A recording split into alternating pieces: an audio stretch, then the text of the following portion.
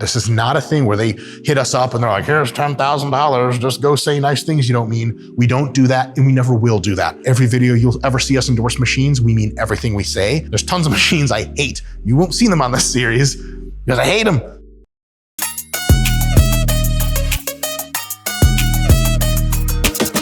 YouTube, what up? You guys remember the story of Goldilocks and the three bears when they were trying some stuff and she was trying their porridge and she got the middle one just right? Well, if porridge was rowing machines, the prime seated row is that good. In my opinion, this is the best rowing machine money can buy, and it's also profoundly simple.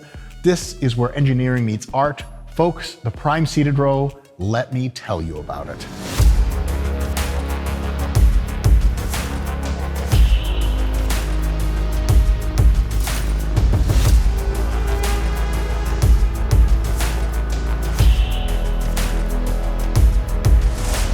What is it that makes the prime seated row so special? Here's the deal. First of all, disclosure, Prime did not contact us to do this video. We just did it. The prime seated row, I mean, clearly, I can explain to you the basic function. It is a seated row machine where you get the handles and then you row. Awesome. But so many other machines on which you can do this basic movement. What makes this one so special? Let's walk around to the backside and show you where the money is. This fundamental feature, which I'm about to describe to you, is what makes the prime row, and in fact many prime machines, super special. It's their 3-peg system. Depending on which peg you put more or less weight on, is where the machine leverages to make it harder or easier in your range of motion. Generally speaking, if you put weight on this first peg, as far as order is concerned, they named it peg number 2. I'm not really sure why, but I'm sure they had a great reason. If you use this peg right here and you put all the weight on this peg, the beginning of the movement is gonna be really easy. The end is gonna be really hard.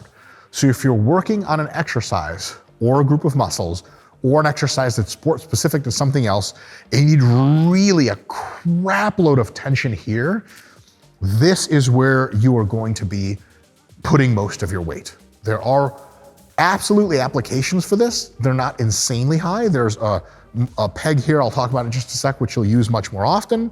But for example, if you are in the in the sport in which there's not a lot of people left, shirted bench pressing, your ability to pull from here to here is huge for being able to touch in your bench. This peg right here replicates exactly that without hardly any tension at the other end. The middle peg generally gives you a feel that replicates something like a barbell row. It's just gonna be pretty even beginning to end, no big difference. Real good place to start for many people. This top peg, which I like to call the money peg, that sounds like Money Penny from James Bond. I always hated that name. But like, if you're gonna work for me, you change that name. Anything else. In any case, this peg is super interesting because the way training on this machine works is that if you put a ton of weight on this peg, the bottom part of the machine is super highly loaded at that deep stretch. And then the top part gets progressively less loaded as you pull so that you experience essentially no load at the very top.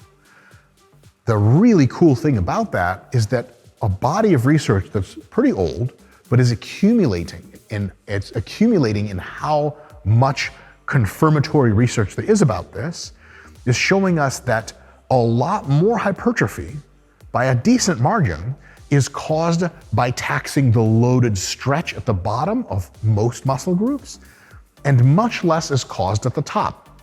Here's the thing, if you were to do a traditional barbell row, you may be able to get quite a few more reps at that bottom range, but you won't be able to touch your tummy after a while because it's much harder up here than it is down here. Thus, when you reach failure on bent rows, yes, technically you reached failure, but that most productive bottom end range could have gotten you more reps and more stimulus. Should you do partial rep rows? Maybe, but it's really hard to see if you're like, am I stopping just short, or how many inches away do I stop? What's considered failure? Can I tell if I'm 5 or 6 inches away from my tummy? It's no game you want to play. With this machine, what you can do is put a majority of the weight here, some of the weight here, and what you get is a super good but not challenging T contraction. You can still feel all the muscles crunch. And then as you descend, your back gets ripped apart more and more for that psychotic deep stretch at the bottom. And that essentially can give you, damn near the optimal force curve for hypertrophy. This is amazing, and very few machines on the market have anything that looks remotely like this. And as far as I know, no machine comes close to replicating this level of feel. This is the ultimate, and I can't recommend it enough. But wait, there's more. Very, very cool part of this machine setup is there are essentially 4 ways you can use this machine, and probably a few ways I haven't thought of.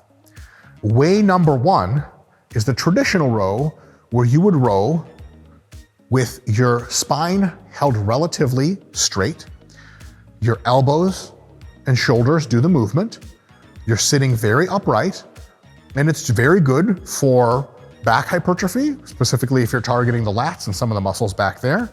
Very awesome stuff.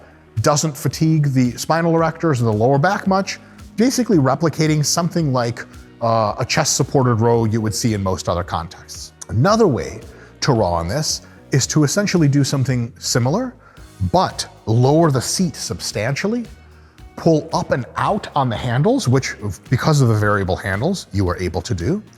And then you hit a lot of kind of mid and even upper traps and a ton of rear delts. This doubles as maybe the best rear delt machine you're gonna use. Why? Because a lot of times when you're training rear delts with free weights, it's really hard at the top if you do like bent over face pulls or something, and at the bottom it's too easy. Here, if you put most of your weight on the top peg, you get an unreal squeeze mind muscle connection with your rear delts at the top, and at the bottom it pulls your rear delts off the bone. This is, I would say, the best also rear delt machine, so they could easily say seated row and rear delt machine and make double the money. Prime, call me. We'll get you loaded, we'll get you rich. How many Lambos do you guys have at your HQ? In any case, another way to use this is something that Coach Kassem has made pretty popular. It's when you lean into the chest pad, and the way we like to do it here is actually putting our legs back, and then you grab the handles, and you're going to do a row that really looks like a hybrid angle-wise between a pull-up and a row, and thus it hits the lats much more and all of the other muscles much less. Rowing for the lats isn't, I would say, the number 1 choice. There are many other exercises for the lats, but as a variation of rowing that biases the lats more, that's an incredible, incredible movement and a great idea. And that's the 3rd, literally different exercise that you can use this machine for. The 4th, my personal favorite, and something we've popularized here through RP, is the flexion row, of course. And that's when you go all the way down with a super flexed spine, everything rounded, all the back musculature pulled apart. And then as you come up, your tummy continues to hit the pad, but your chest comes up and your chest points to the sky, and you try to take your elbows, put them behind to touch your spine while you drive your chest as high as it goes. It's like arcing up a ton, crunch and hold for a second, and then slowly lower and let your entire back, lats, rhomboids, erectors, traps, everything come all the way, get super stretched, rounded over, and then up again. The really awesome thing is because of the chest support, or in that case, tummy support, there's not a ton of the kind of forces through the lower back that are likely to cause some irritation or potentially increase injury by a tiny bit. This is like maybe one of the safest ways to get juicy, gigantic spinal erectors. Did I just say juicy and erectors at the same time? Yes. That would be my recommendation for the kind of rowing movement to really get into to see overall back growth. But essentially, we have 4 potential exercises to do here, no doubt others. Of course, if you wanted, you can absolutely do a situation where you grab the support here, pull out the chest pad a ton, get your Versa grip in there, and you can do them 1 arm at a time, no problem. So in reality, well, gee whiz, that's at least 5 exercises. So this is just a piece of equipment By the way, we're filming here at our gym here, Renaissance Gym, and I just had to have it, right? It's like me with Lamborghinis. I show up to the dealership and I see that blue-ish, I don't know what it's called, I don't care. Get it. And the butlers, they get it. This is the same way. To me, this is the best back training machine ever made. Are there criticisms of it? Are there some detractions? I can think of one, but it's a real scuzzy detraction. Here's what it is. Critiques. Because we're being honest with you guys. I'm not here to sell this machine. Prime doesn't need help selling it. It's the fucking greatest back machine in the world. They're selling just fine. If you want to buy one or bother whoever owns your gym to buy one, hugely recommended. My overall score for this machine is A+, okay? Here's why it gets a 98% instead of 100%. This bottom peg here, the one that biases the back at the very top, based on recently increasing revelations from research and tons of personal experience, I would say that peg probably doesn't do a whole lot of good. And what I would love to see is them take this peg and just put it onto this one so we can have more potential to load here. Not like most people are gonna use 5 plates on this thing, but some people's 45s at their gyms are thicker. And if you get pretty strong, like I use 4 of these on here and some change in the middle, maybe take this peg and put it here. And this one is definitely good because it can let you play with how much unloading occurs at the top. If you put all of your weight on this peg, you literally get the sensation at the top, at the very top, that it's free. It's like unloaded completely. It's like zero gravity. You get to here, and like a good part of rowing, a minor part, but a really good part, is to get that crunch against resistance. And really, sometimes it's cool to like hold for 3 seconds at the top and then really let it go.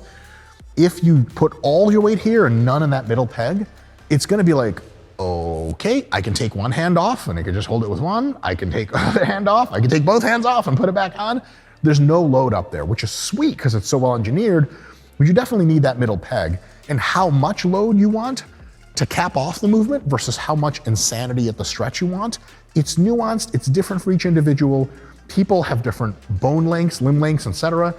They put the chest pad in different positions, so there has to be that play, which is why I'm not saying just the top peg. That would be a bad idea. 2 pegs is great. That third, I think, is as a bonus point to nowhere. Super minor critique, and I'm probably getting that wrong too.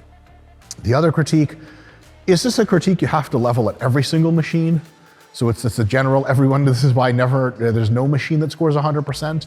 This is what if Prime took for me this peg and put it here, it would get up to a 99%. Is that some people will use any and every machine, and they'll have machines they really connect with and like, and the mind-muscle connection just tears them to bits and it's almost perfect. And some people have machines that even in the technical sense, like this machine, are unbelievable. They just, man, it's just something, I just don't like it that much. They can't put their finger on it. I've met a few folks, someone near and dear to my heart, in fact, that has used this machine and they're like, So what I'm saying is if you see one of these in your gym, and this is true for every machine there is, yes, take this video to heart and get excited, but don't get insanely excited. It's like if someone's like, dude, you gotta go to this new sushi place, it's the best sushi ever. Is it probably gonna be great? Yeah. Is it gonna be the best sushi ever for you?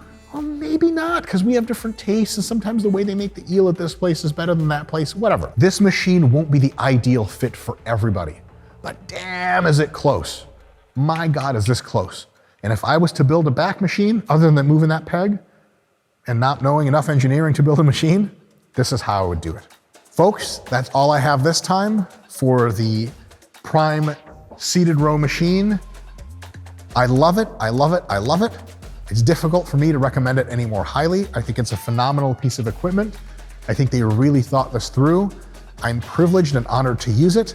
And if you have a chance, if you're traveling around, or if your gym gets one, absolutely get on there. And here's my biggest tip. Don't just get on there and crank some reps and be like, or be like, oh wow, this is great. Play with the chest support, play with the seat, play with your body positions, play with your angles that you put your hands and arms at, and you will find in the course of several minutes of warming up, almost certainly a few angles that just hit so right you didn't think it was possible. Best of luck to you out there. Enjoy getting a humongous back through the Prime seated row, and hopefully you can still walk through doors. It doesn't destroy your life.